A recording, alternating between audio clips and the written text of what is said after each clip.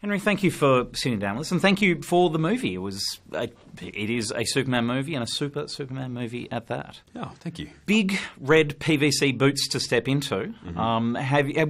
When does that become normal? When do you have that moment where it stops being a holy hell, I'm playing Superman? It never becomes normal. There's no point where you stop thinking that, because it's one of those incredible things that matters so much to people that you're constantly reminded of the importance of it. Whether it be people wearing a Superman T-shirt just strolling down the street, you realise it's that important, and you get to have that holy hell moment all over again. So it doesn't really stop. As a young boy in Australia, despite the whole notion that it's all set in Kansas and Metropolis, I used to sort of have those Superman dreams. Did a young boy in Jersey also have the sort of tie a little tea towel around the neck moment? Or 100%, yeah, running around the garden. I wasn't a big comic book reader though. I was just fully aware of the character, whether it be through my older brothers, doing the same thing as me, or watching the movies as a kid.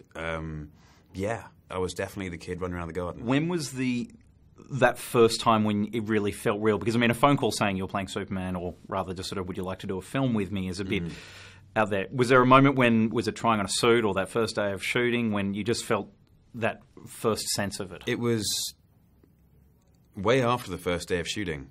I'd shot scenes in the suit already. It was driving towards Plano, which was our Smallville set. And there was a cornfield with, corn sold here and kryptonite added underneath as a caveat. And, Superman cookies sold here, and welcome Superman, and big blow-up Superman dolls outside gas stations. And that really brought it home. I was like, oh my goodness, it's actually happening. This isn't just some crazy dream, and I'm not just pretending to play Superman, I actually am. And that made a big difference that day. What was the toughest day to be Superman? Is it, the umpteenth action scene in front of a green screen, or is there what's the hardest part as an actor? Being Superman, there was no hard part, sort of no hard scene necessarily. The hardest thing were the hours.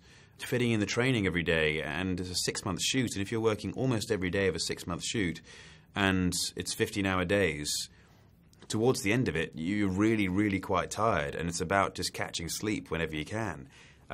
It was, when that 5th espresso that morning still wasn't working, and you're going, oh no, okay, pull your socks up and get in the game. Do you start falling asleep at inappropriate moments? I fell asleep in my chair at work a couple of times. I know every time I went back to my trailer, whether it was for 2 minutes or for half an hour, I was out cold. And not even that sort of, take a nap, but dead sleep.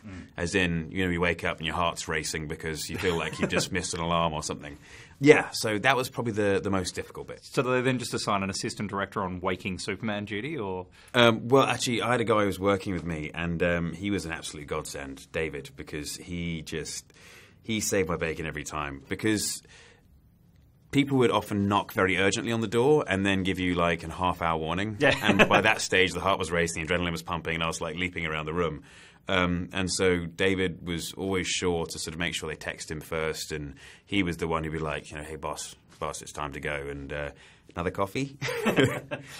When you're next coming through, which hopefully will be for Man from U.N.C.L.E., I believe. Yes. That's now official? Are we allowed to confirm that one? Yes, it's all official. Guy Ritchie directing, Armie Hammer as the co-lead. And Armie, of course, has the Canary Islands in his background, so I was chatting to him. He officially does understand sarcasm, so we're okay for Man from U.N.C.L.E. But are you looking forward to being able to put some humour into it? Because obviously I assume U.N.C.L.E. will have a certain element of tongue-in-cheekedness to it. I'm 100%. The script is still sort of going through its final tweaks and everything, so I'm not going to talk too much about it.